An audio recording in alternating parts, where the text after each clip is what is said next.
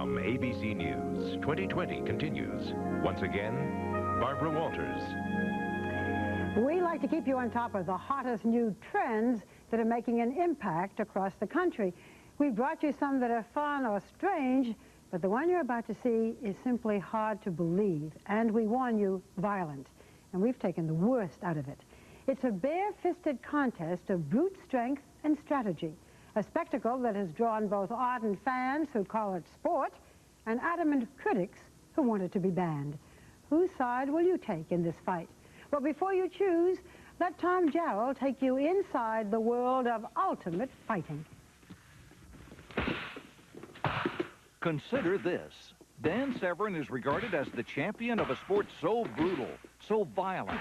He ran out of human sparring partners a long time ago. It's difficult to find a 200-plus pound workout partner that wants to be thrown around, choked, arm-barred. Dan has substituted an 85-pound dummy to whack around. Who else could take this kind of punishment? They're my best workout partners because they're always on time. They never complained and helped me out a great deal. What they're helping him to do is pound opponents into submission inside a weird-looking 30-foot wide, 8-sided octagon ring, pinned in by a 5-foot-high chain-link fence that's just perfect for shoving someone's head into. We got the blood going now. The blood is flowing. Severn is the new bare-knuckle super champion of what's called ultimate fighting. Oh, Severn doing a pounding on Taktarov's head. His purse in this fight was $150,000, while the losers got medical attention and considerably less prize money for what's promoted as a blood sport. This event is not for the faint of heart. There may be some blood spilled. There may be some bones broken. This is real. It's live. It's brutal. Here they go. Smith lands a quick leg. It's a freewheeling brawl. There are only two rules: no eye gouging and no biting. Tank's got his knee in his face. Everything else goes, up to and including what's called dirty or street fighting. Oh, that is allowed in this competition. That is brutal. He's grabbing the hair. That is perfectly legal. They use bare fists, elbow hits, and headbutting. Oh, and he's even cut on the back of the head pretty bad. As contestants, the promoters have found a broad range of athletes. Some professionals who are skilled in martial arts, which include karate, kickboxing, regular boxing, and wrestling. Look at this. The events range from terrifying violence. That's intense, folks. That is intense. That's what it's all about. To moments of downright boredom. Much of the time, the matches look dull and tame. They're often filled with bear hugs, grappling, and traditional wrestling holds. The matches are performed live before a crowd at ringside, but that's not where the money or the profits are. This is a televised pay-per-view event that's hot. One fight reached an estimated 300,000 fans, and the pay-per-view ticket at home cost about $25 each. Oh, that's it. And that is all. Oh, Lord. What's too repulsive for a general audience before a home TV has a growing cadre of followers at places like New York's Boomers Bar.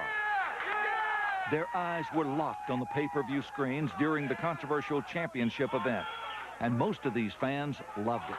It's real, and they're going at it, and it's men beating the crap out of men, and it's good. And that's what we like. The mental discipline and the physical discipline is unbelievable. I think it's fun. He'll break his arm. He's going to snap his arm. He did, too. Oh. Is that broken? Yeah, I think he did. But some thought it was tasteless. These guys have 8 brain cells. They use 7 of them just to breathe and walk into the ring. What do you think? It's very frightening. It's scary. Two men are going to get in and stop at nothing to defeat one another. I don't think it should be played. It's those moments of blood and heart-thumping violence that gets critics like Arizona Senator John McCain riled up. He wants this kind of spectacle banned. We don't let roosters engage in cockfighting. We don't allow dogs to fight pit bulls. We don't allow human beings to go out in the street and engage in this kind of activity. We call it disturbing the peace. But we'll do this in a sanctioned manner in various arenas throughout the country. It's a sad commentary on American society. The critics aren't just in Washington. They're in pursuit of the promoters wherever the games have been staged. Recently, State Senator Roy Goodman helped get an extreme fighting version of this called Battlecade thrown out of New York. The problem is it's not a sport. It's an animalistic attempt by one human being with no protection and no gloves and nothing to try to maul and basically destroy another human being in a ring. Robert Meyerowitz, the promoter who's making a small fortune off Ultimate Fighting, defends it as safe and controlled. And it most definitely has rules, the most important of which and the most overlooked of which is that in this sport it is not only permissible but honorable to tap out when you believe you have lost. Tapping out means giving up when you've had too much. Tapping on the mat as a signal to the referee to stop the fight. Unfortunately, that doesn't always happen. For example, fierce Russian competitor Oleg Tatkarov refuses to tap out. There are those headbutts by Dan Severin to the face of Tatkarov. Bloody and beaten and dominated by Dan Severin, Tatkarov refused to quit. Nobody jumped in to stop the bloodletting until the fans got their fill. No, I think he's going to be all right. I think he's going to finish. Oh, he's going to be able to go. It's pretty much a fight to the finish unless it goes beyond a half hour. Like the Severin-Tatkarov fight did. In that case, there was a decision by judges.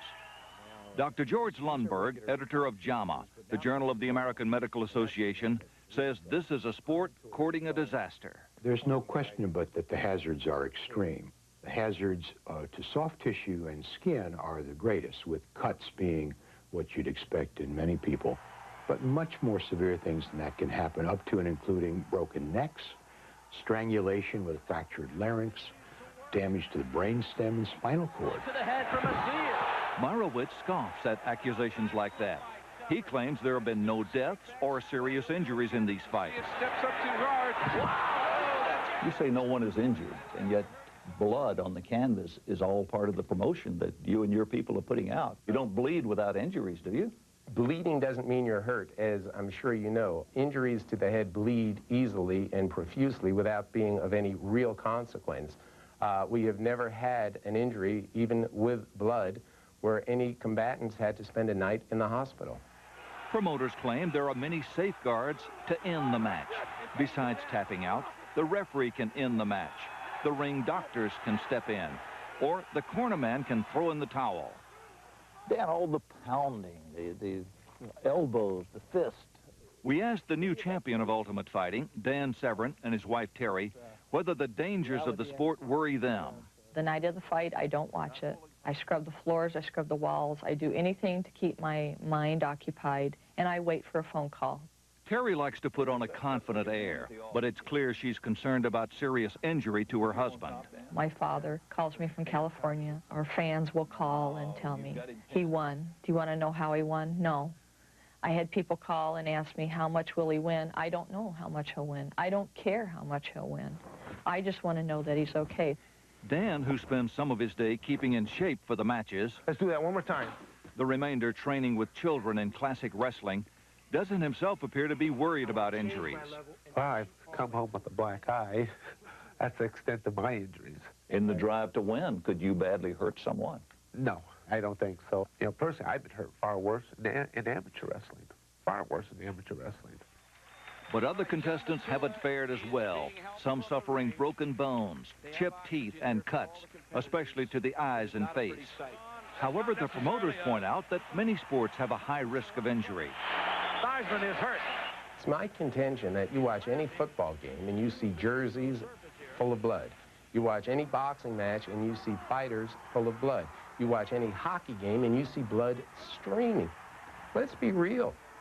Critics respond by saying other sports have stricter rules, a history of performance, and tighter regulations that makes them safer than Ultimate Fighting. But part of the very appeal of Ultimate Fighting is the lack of regulation. Unlike boxing, for example, there are no weight classes to evenly match up the contestants. In one contest, it raised this question: how do you defeat a 616-pound sumo wrestler? Unbelievable. World's largest athlete. Manny Tiny Yarborough, at 6 feet 8 inches, can manhandle men his size in the sumo ring. He's ranked #1 among American amateur sumo wrestlers. But he was not prepared for what he faced. Please welcome Keith Hackney. Keith Hackney, a black belt karate expert, was just 5'11" and was outweighed by 400 pounds. It was like David and Goliath in the ring. This guy was just so huge. Manny's plan was to sit on Hackney with every ounce he had, and he had plenty for the on-charging Hackney. When I worked his legs, it was like hitting a brick wall. Keith came out, he ran up on me and rushed me, and he jumped up and he slapped me in the temple, which was totally unexpected, and I fell. I mean, I didn't think that someone would be able to do that. And he grabbed me and jumped on top of me and started beating me in the head. Got to be quick. He's got to be quick. He should get out of there. He threw me through the gate. I think if I was able to apply a chokehold, I may have been able to win the match, but I just lost sight of what I was supposed to do. That's a big deal. 600 pounds. Pushes him out of the ring. Get it on. What was going through my mind was to win and get out of there in one piece. He went down again, started punching me, and I just didn't have any more left. Watch now, and you'll see what many opponents of the sport fear most. Manny is beaten into submission by a succession of hammering strikes to the upper neck and the base of the skull, blows that could result in paralysis in some situations. Hackney broke his hand during this fight. Manny finally taps out on the mat, signaling defeat and giving up. Emmanuel Yarbrough gets $1,000 for his effort. It's just a matter of time in ultimate fighting before one opponent damages the other very severely, up to and including death within the ring. I would expect that to happen probably from a broken neck or a fractured larynx. The sport is making money with the fans, but when confronted in the ring with public opinion, it's not faring well. Community outrage has led to it being banned in North Carolina, banned in Mississippi, banned in Oklahoma, banned in Kansas, and thrown out of public arenas in Denver and Brooklyn. Ultimate fighting could be on a self-destructive course. Because there's so much blood and gore, every state in the United States will ban this activity in the relatively near future. Lord, Tom, this is something bothersome about the bloodiness of this, even though nobody's civil rights are violated. Absolutely not. No, it appeals to the bloody instinct for survival, perhaps, that's in us, but it's in definitely the darker side. But it's perfectly legitimate as far as civil rights. Are we moving back toward the ancient Roman gladiators? Perhaps. Interestingly enough, among the fans, this is either very intensely liked or it is very passionately disliked. There's nobody in the middle ground on this. That's very interesting. And it seems inevitable, like it's going to move into via satellites and whatnot. Absolutely. It's about to be scheduled again in Puerto Rico next week. A ban is already in pursuit of it there. It'll likely be issued by the governor.